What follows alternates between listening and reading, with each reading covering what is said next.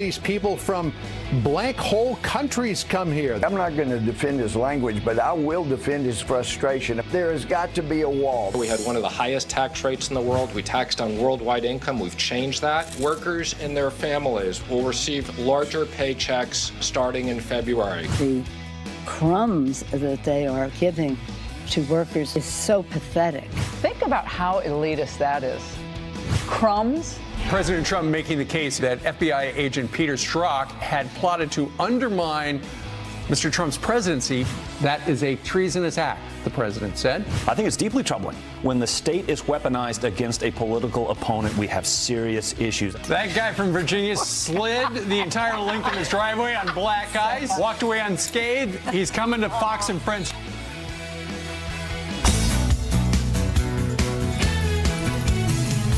Bessaker of Loudoun County, Virginia. And as it turns out, Brian, we were surmising who posted this video. Initially, his daughter put the video on Facebook, and then his wife did. And now this video has been seen by 50 million people around the world. So I wonder, what is the right thing to do when you find yourself sliding down your driveway? To panic? To try to get your grip? Because one of the mistakes he made is trying to walk.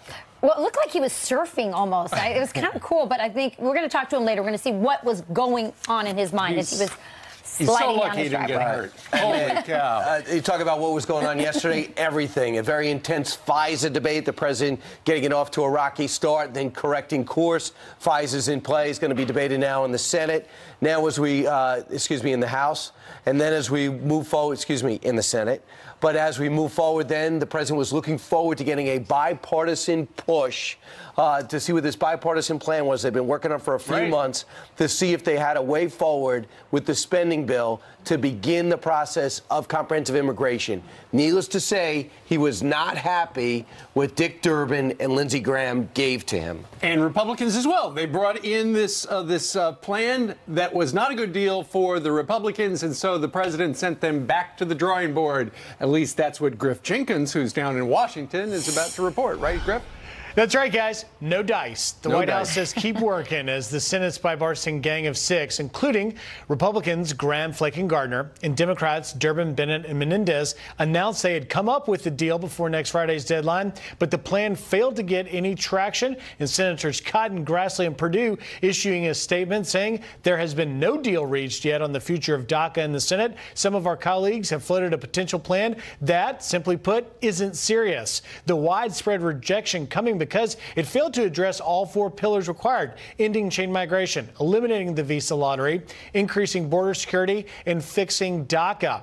And talks also got sidetracked yesterday when the president became frustrated in an Oval Office meeting, using foul language to lash out at immigrants coming from African countries and Haiti, saying, quote, why are we having all these people from blank hole countries come here, suggesting the U.S. should be focused on bringing more immigrants from countries like Norway. Instead, the White House issuing a statement saying certain Washington politicians choose to fight for foreign countries, but President Trump will always fight for the American people, adding that the president is focused on a merit-based immigration system. And those comments by the president getting quite a reaction, guys, to include the UN Human Rights Office calling it shameful, racist, and potentially damaging and disrupting to people's lives. All right, Griff, thank you very much.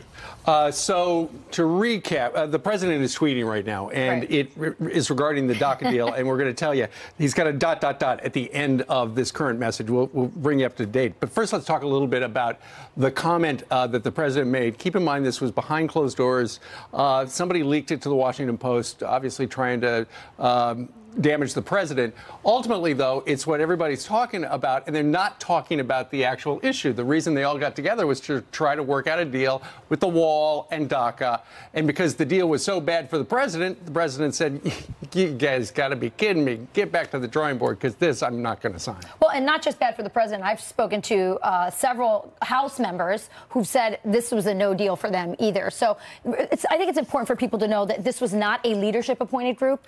This was a self self-appointed group. They came in. I guess they thought it was just going to be them and the president had invited a few other border security hawks to the meeting, and those folks were not happy about it, those lawmakers that came in for the original meeting. So I think, look, at the early part of the week, there was a lot of hope, I think, about a deal coming through. The 55-minute meeting that was televised looked like they could find common ground. I think what the Democrats have done is they've latched on to these sort of colorful remarks from the president, and I think it's their excuse to racialize this, which is a safe space for Democrats. They don't want to talk about the actual deal or finding a solution. Well, number one, President made a mistake in making those comments, no question.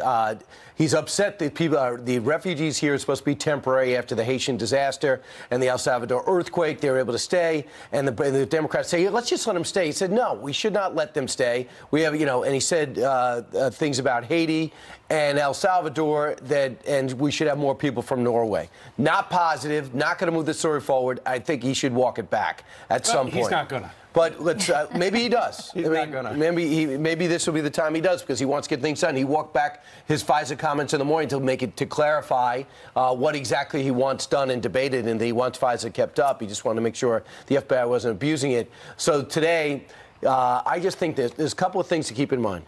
January 19th suspending bill. If they can't get a deal, they just normally have a CR that allows them to keep spending for a couple of weeks. There's a sense that Democrats won't do that. So the funding of the government will stop. So the Democrats threw DACA in. The president says, I'll do that if you come back and give me something like the end of lottery, end of chain migration, and you begin to build the wall. So the president tweeted this out moments ago. The so-called bipartisan DACA deal presented yesterday, there was 6 people there, roll the prompter, to myself and a group of Republican senators and congressmen, was a big step backwards. The wall was not properly funded, only $1.8 billion. Chain and lottery were made worse, and USA would be forced to take large numbers of people from high crime, and we imagine another tweet's coming. There is one. So let's talk a little bit about what he is talking about there, and we'll unpack it. What this deal that has been rejected from the White House would do is it would give Dreamers a path to citizenship. I believe in something like 10 to 12-year path to citizenship.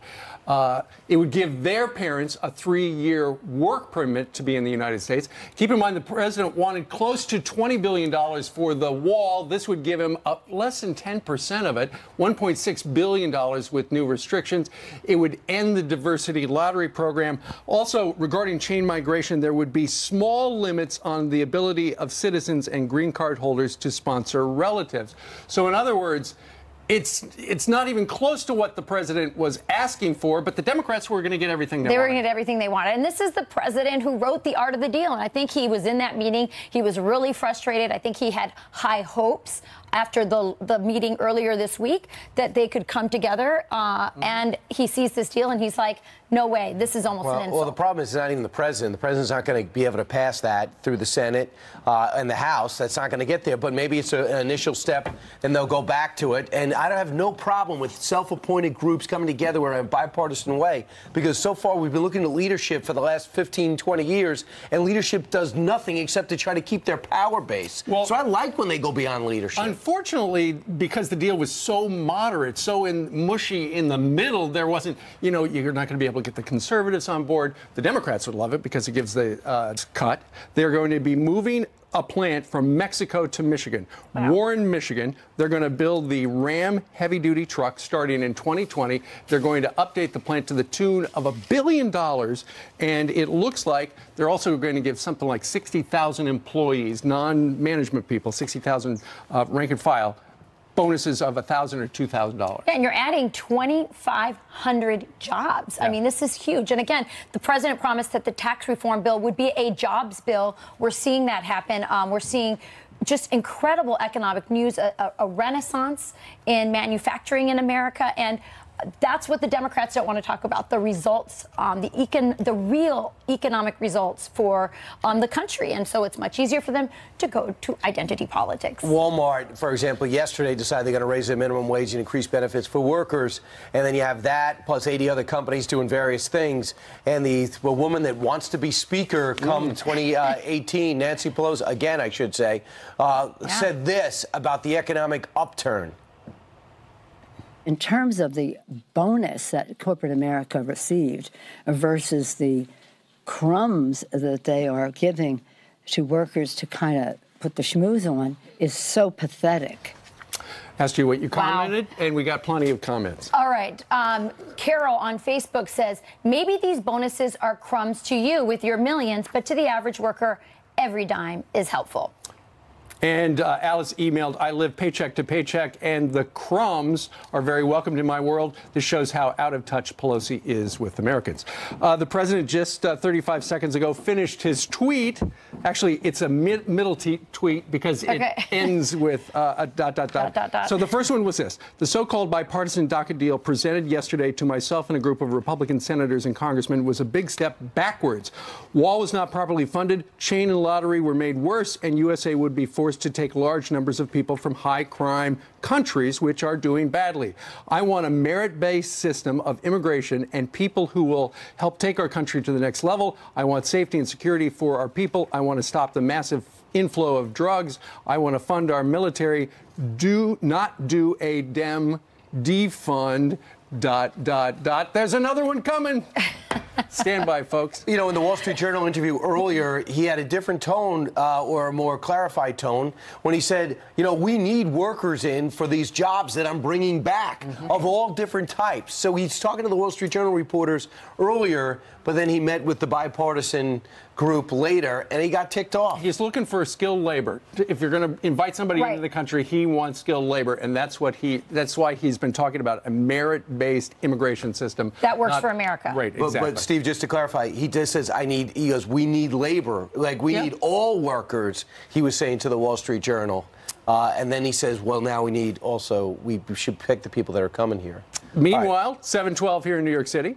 All right, coming up next is Rick Scott. President Trump expanding offshore drilling from the Atlantic to Arctic in hopes to give the nation energy independence. But Florida Governor Rick Scott told him, not on our shores of Florida. Why he won that battle, he'll explain. Plus, don't agree with the president? Just clock him. At least that's what one Democrat thinks. Listen, this guy got my space. You want to get my space? I've always said, Chris, you punch me, I'm going to punch you back twice as hard. And it wouldn't be hard to do it.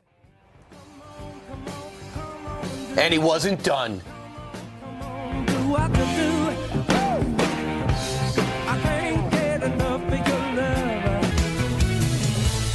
The president has tasked me to develop a energy policy offshore, but also take in consideration the local and state interests. The decision is that we are going to take the new oil platforms, new oil, gas platforms off the table, off the Florida coastlines.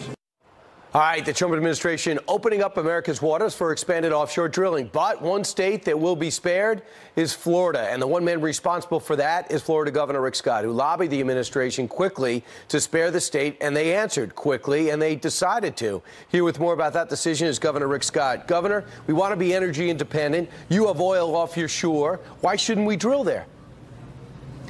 Brian, I've been clear. Last year I spoke with Secretary Zinke a variety of times, met with him, that for Florida, we have to remember we're a tourism state. 1 out of every 6 jobs in our state is tied to tourism. So I oppose offshore drilling. I was clear.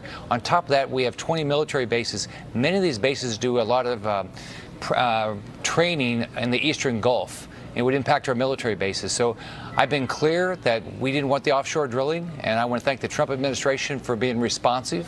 I want to thank Secretary Zinke for coming down to meet with me, and we got this resolved quickly. So a lot of other states say, hey, we don't want drilling off our coast. Where do I sign up for that waiver? What do you say to those other states? I think every governor should be doing what I'm doing. They should represent their state. They should represent the best interest. But when you have a state that's tied to tourism like we are, we'll have 120+ million tourists this year.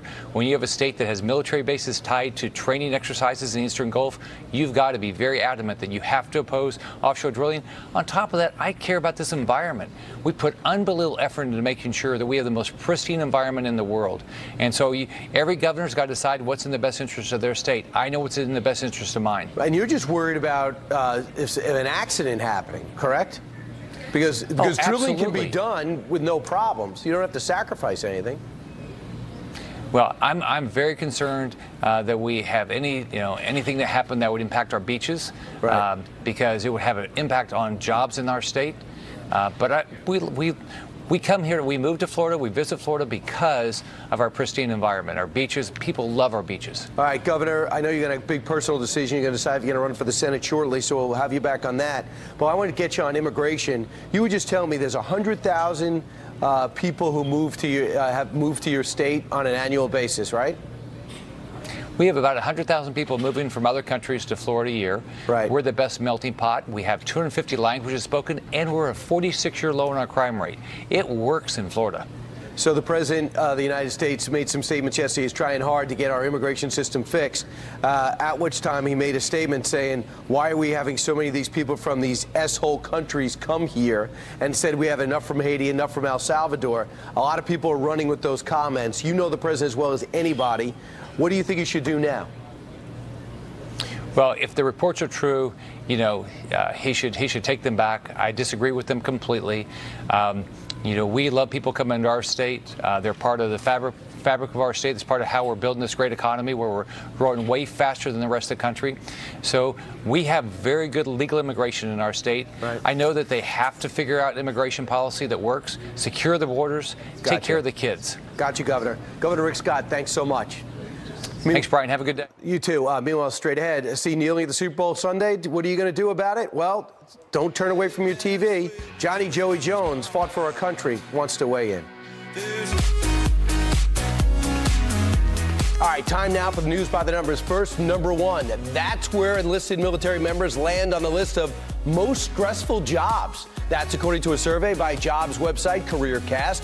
Rounding out the top three, firefighters, airline pilots for their physical demands and risk of death or injuries. Next, 173 million. That's how many Americans could be drinking radioactive water! Exclamation point. The shocking new report from Environmental Working Group revealing more than half of Americans are exposed to radium in their drinking water. Radium could increase the risk of cancer. And finally, zero.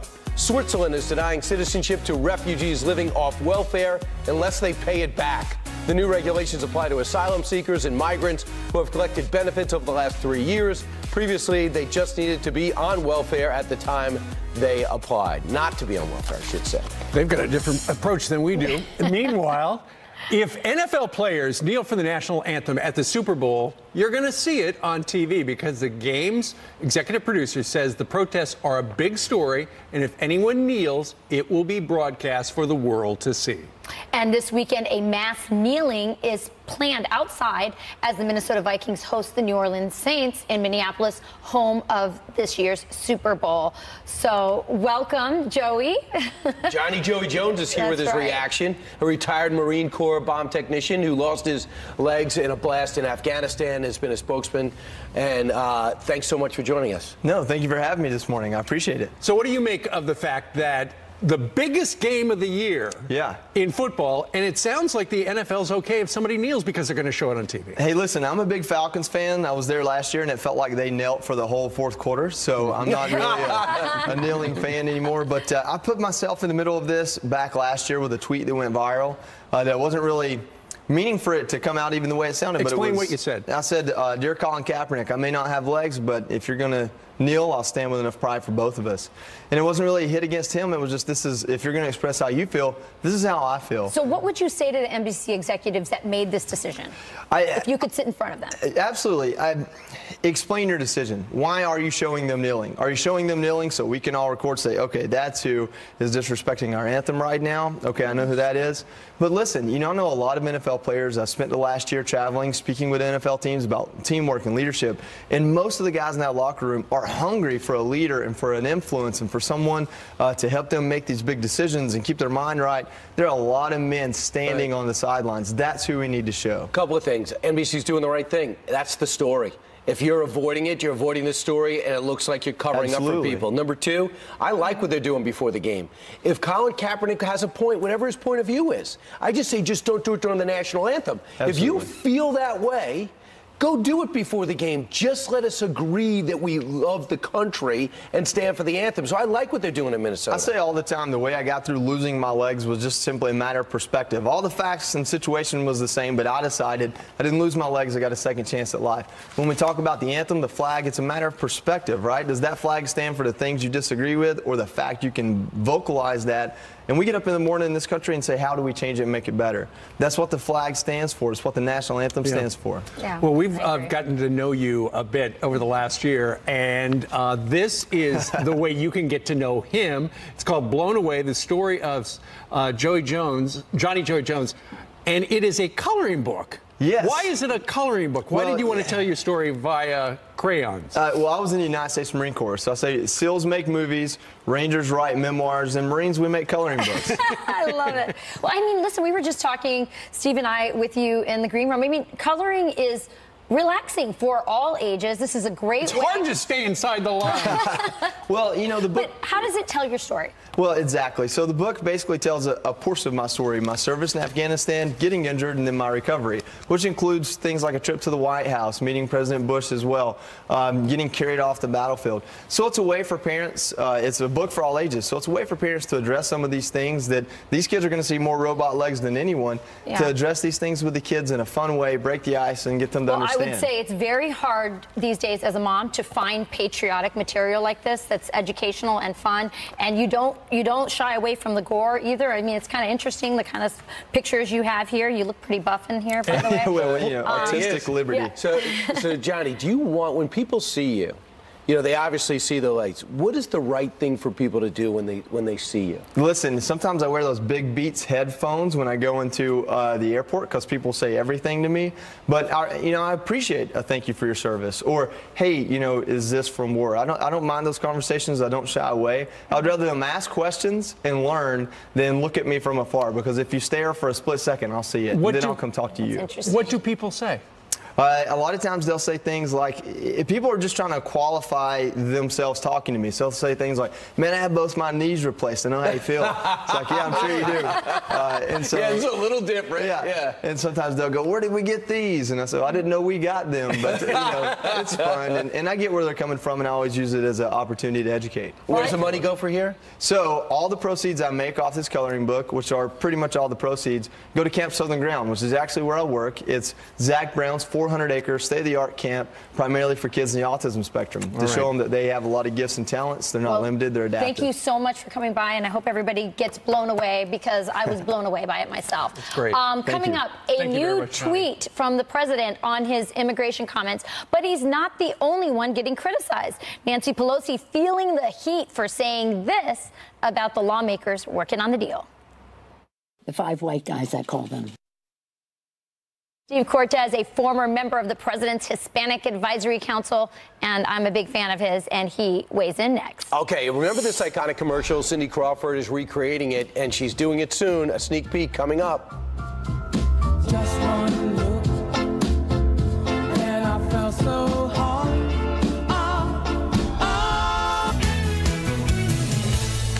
Well, the president has sent out a 4th tweet in the last half hour, and this actually goes to what everybody is talking about, it seems like, on all the other channels, because we've talked about all the news as well, and it regards his comments about a certain inappropriate word that we're not going to use on this program. But here he is. The president just tweeted out, the language used by me at the DACA meeting was tough, but this was not the language used.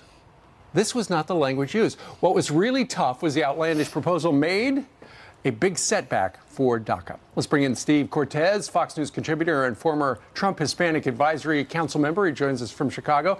So, Steve, it seems like, you know, the other channels we were just monitoring, they're saying that the president's a racist for what he said. He now says that this was not the language used, although I believe the Washington Post is standing by these 2 anonymous sources.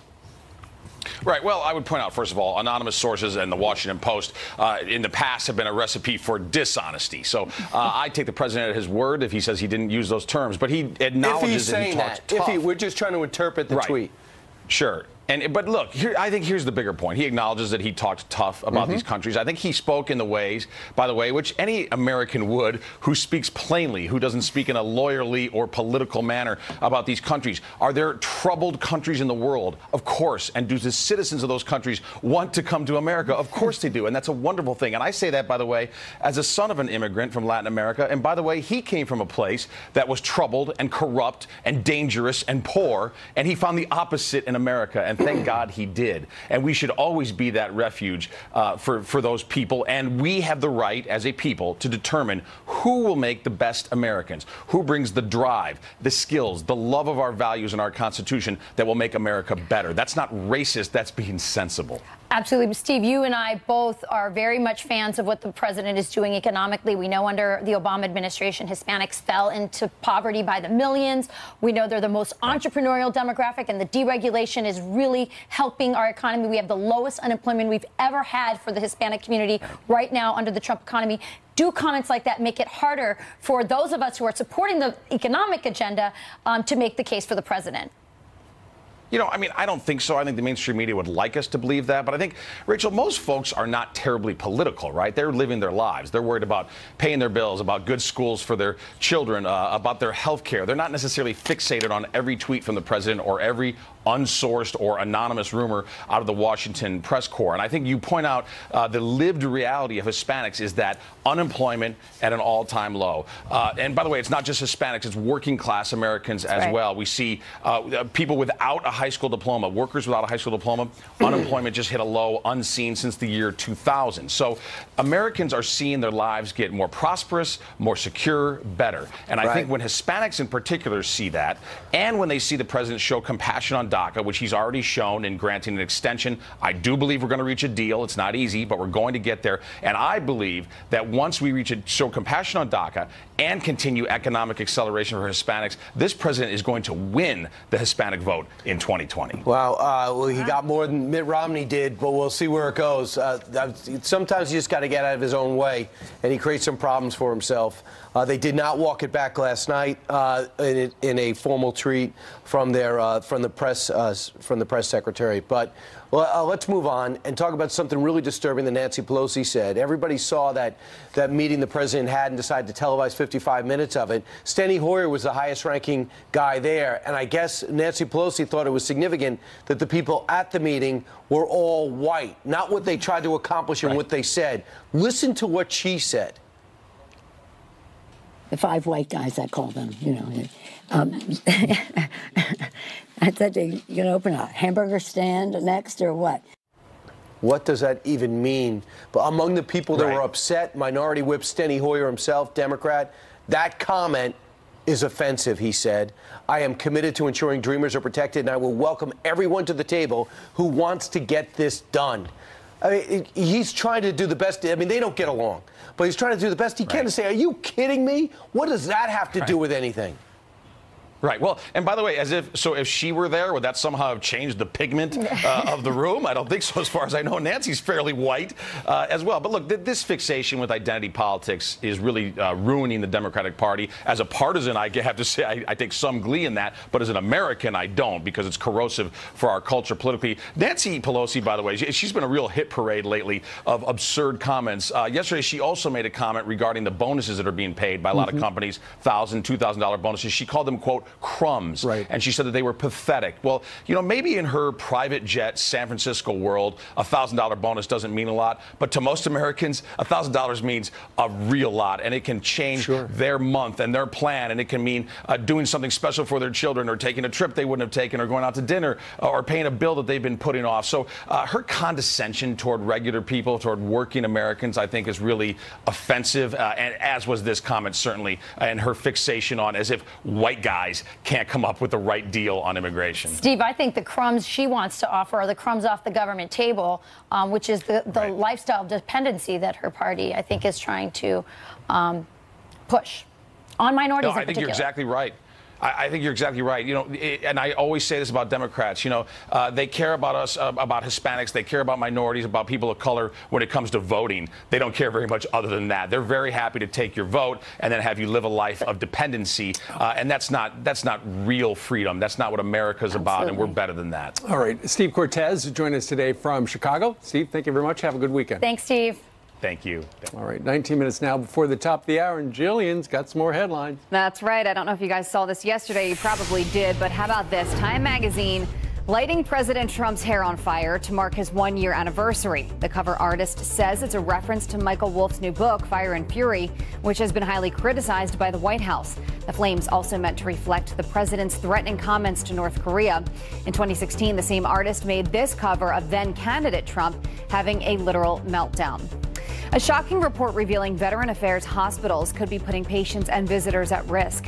A government watchdog group detailing failures in VA security, saying hospitals and clinics aren't adjusting security measures based on different threat levels. Their findings were sent to congressional committees, the VA Secretary and Homeland Security.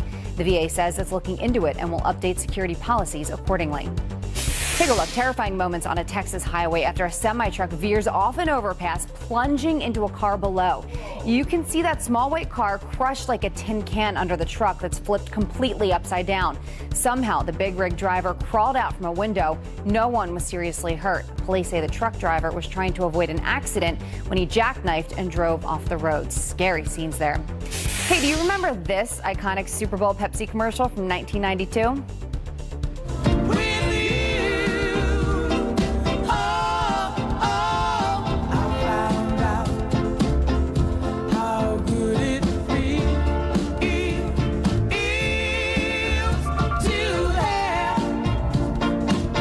I know, you're saying, how could we forget? Well, now Cindy Crawford is returning to her Pepsi past.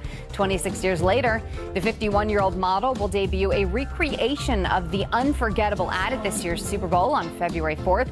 It's called This Is the Pepsi, and it will feature her 18-year-old son, Presley Gerber.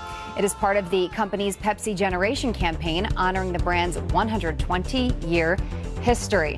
I don't know what she does, but she looks amazing. Fountain of youth. I know. Wow. Fantastic. All right. That's some good moisturizer. She sells it. I think the secret fountain of youth is Pepsi. I think that's the message. Oh, really? I think I'm going to get that. Meanwhile, we told you about this. Nancy Pelosi downplaying Americans getting bonuses. Crumbs that they are giving to workers to kind of put the schmooze on is so pathetic. Is $1,000 crumbs to you? Grover Norquist weighs in on that next. And